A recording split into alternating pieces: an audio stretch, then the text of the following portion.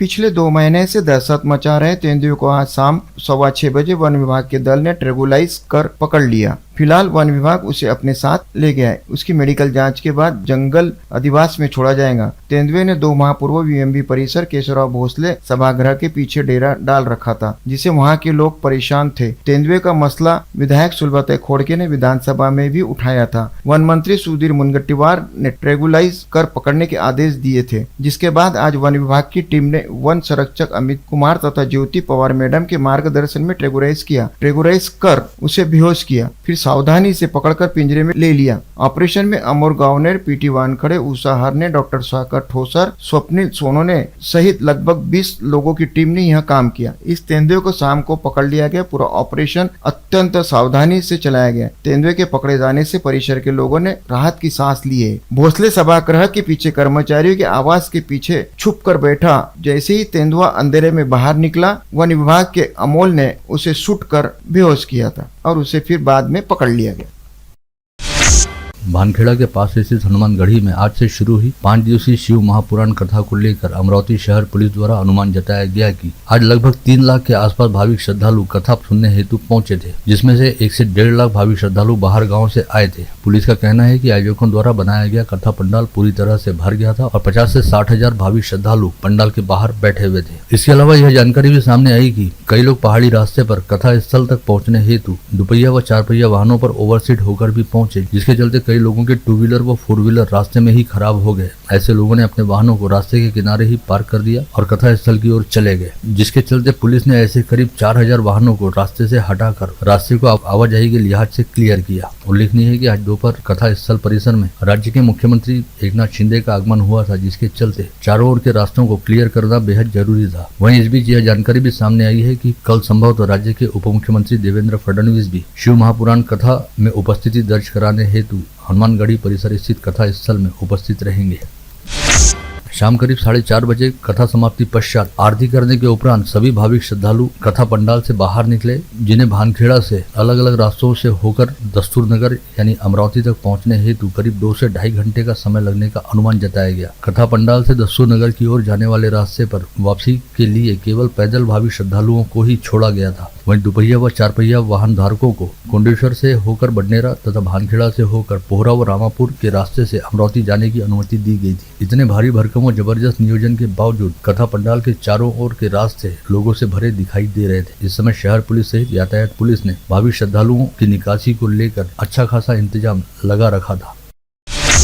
आगामी 31 दिसंबर को स्वतंत्र विदर्भ राज्य के लिए करो या मरो आंदोलन छेड़ते आर पार की लड़ाई लड़ी जाएगी। इस आशय की घोषणा विदर्भ राज्य आंदोलन समिति के अध्यक्ष वामनराव चटप द्वारा आज यहां बुलाई गई पत्रकार परिषद में की गई। इस पत्र वार्ता में बताया गया कि आगामी 31 दिसंबर से पहले राज्य सरकार को स्वतंत्र विदर्भ राज्य का निर्माण करने हेतु बाध्य करने, अन्यथा स्वतंत्र विदर्भ राज्य के लिए निर्णायक लड़ाई लड़ने का निर्णय समिति द्वारा लिया गया है। साथ ही आगामी 27 दिसंबर को दोपहर 2 बजे से नागपुर स्थित संविधान चौक में विदर्भवादियों द्वारा आमरण अनशन करना भी शुरू किया जाएगा। आता पश्चिम विदर्भातल्या युवकांचा, महिलांचा सहभाग वाढावा म्हणून आम्ही पश्चिम विदर्भाचा एक मेळावा, विदर्भ निर्माण संकल्प मेळावा हा कानेरी सरप वेदनंदिनी कृषी पर्यटन स्थळ इथे 20 तारखेला दुपारी 1 वाजता ठेवलेला आहे। त्यासाठी म्हणून सगळी पूर्वतयारीसाठी बैठक आहे। आमचा सगळा दौरा संपला। आज आम्ही अमरावती जिल्ह्यात आहोत। PR पोटे एजुकेशनल ग्रुप की ओर से बुलाई गई पत्रवार्ता में संस्था के उपाध्यक्ष श्रेयस पोटे पाटिल ने बताया कि केंद्रीय शिक्षा मंत्रालय, इनोवेशन सेल व all India council for technical education द्वारा स्मार्ट इंडिया हैकेथॉन 2023 का आयोजन आगामी 19 व 20 दिसंबर को किया जा रहा है, जिसमें समूचे राज्य से 47 महाविद्यालयों के 488 विद्यार्थी लगातार 36 घंटे बिना सोए हैकेथॉन में सहभागी होंगे। ज्या व्हॉट्सअपला आपण दैनंदिन आयुष्यामध्ये आपला घटक समजतो, ते व्हॉट्सअप सुद्धा एक स्टार्टअप आहे। तुम्हाला सगळ्यांना माहीतच आहे की स्टार्टअपची सुरुवात जी झाली त्या कंपनीमध्ये फक्त 55 कर्मचारी होते, फक्त 55, आणि 55 कर्मचाऱ्यांतून व्हॉट्सअप हा एवढा मोठा प्लॅटफॉर्म, एवढं मोठं सोल्युशन हे सर्व जगाला दिलं गेलं। आज दोपहर सिपना कॉलेज के अरविंद लिमे सभागार में आयोजित कार्यक्रम में लीला पूनावाला फाउंडेशन की ओर से कक्षा 11वीं की छात्राओं को अभियांत्रिकी व नर्सिंग की स्नातक तक छात्रवृत्ति प्रदान की गई। यह छात्रवृत्ति 227 छात्राओं को खुद पद्मश्री लीला पूनावाला व उनके यजमान फिरोज पूनावाला सहित पीडीएमसी के अधिष्ठाता अनिल देशमुख, मंडल न्यूज के संपादक अनिल अग्रवाल, फाउंडेशन की अमरावती अधिकारी प्रीति खरे तथा सुप्रिया बेजलवार व अंजलि राउत की प्रमुख उपस्थिति में प्रदान की गई। सध्या सगळ्यात यंग देश आहे, सगळ्यात जवान देश आहे। आपले पंतप्रधान नेहमी म्हणतात की हमारा देश पूरी दुनिया में सबसे जवान देश है आणि ह्या जवान देशमध्ये 16,000 मुलींना ह्या फाउंडेशनने स्कॉलरशिप आर्थिक माध्यमांना मदत देऊन जे पुढे नेण्याचं काम केलं आहे त्यासाठी मी त्यांचं अभिनंदन करतो, मनापासून अभिनंदन करतो। माझे आई वडील म्हणायचे की आयुष्यात जे होते ते चांगलं होते। मला काल प्रिया सांगत होती मॅडमच्या शैक्षणिक आयुष्यात ते रिफ्युजी म्हणून बाहेरून इथे आले देशातून आणि इथे शिक्षण घेत असताना त्यांना शिक्षण घेताना आर्थिक कुचंबना झाली, आर्थिक प्रॉब्लेम झाले। त्यांना त्यांचे दोस्त मित्र ओळखीचे लोक यांनी आर्थिक मदत केली आणि त्यांनी आपलं शिक्षण पूर्ण केलं आणि पद्मश्रीपर्यंत पोहोचल्या। म्हणजे त्यांच्या आयुष्यात ती घटना घडली नसती तर बहुतेक हा उपक्रम सुरू झाला नसता। त्याच्यामुळे आपले आई वडील किंवा आपले बुजुर्ग मंडळी असे म्हणतात आयुष्यात जे होते ते चांगलं होते, तुमच्या मनासारखं झालं तर चांगलं आणि तुमच्या मनासारखं नाही झालं तर ते ईश्वराच्या मनासारखं झालं ते अधिक चांगलं। नासिक संभाग के स्नातक विधायक सत्यजीत तांबे ने बीती शाम दैनिक अमरावती मंडल व मंडल न्यूज के खापड़े बगीचा परिसर स्थित मुख्य कार्यालय को भेंट दी। इस समय प्रबंध संपादक अनिल अग्रवाल ने पुष्पगुच्छ देकर विधायक तांबे का सत्कार किया। साथ ही विधायक तांबे ने संपादक अनिल अग्रवाल के साथ विभिन्न मुद्दों पर खुलकर चर्चा की।